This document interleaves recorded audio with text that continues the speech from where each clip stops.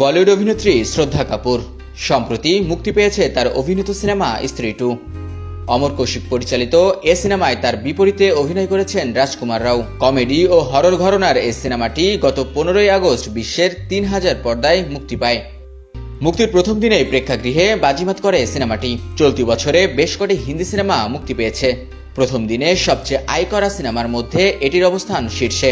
শুধু তাই নয়, চলতি বছরের সবচেয়ে বেশি আয় করা হিন্দি সিনেমার তালিকায়ও সবার উপরে স্ত্রী 2। সিনেমাটির বাজেট ছিল 78 কোটি রুপি। এটি প্রযোজনা করেছেন দীনেশ ভিজান ও জ্যোতি দেশপান্ডে।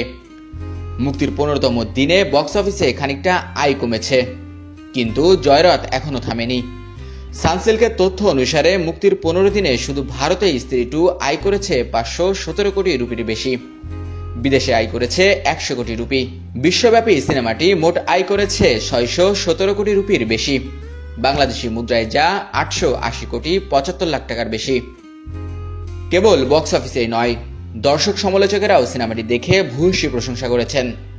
রোটেন টমেটোসের তথ্য অনুসারে 9 জন সমালোচকের মধ্যে 78% ইতিবাচক রিভিউ দিয়েছেন।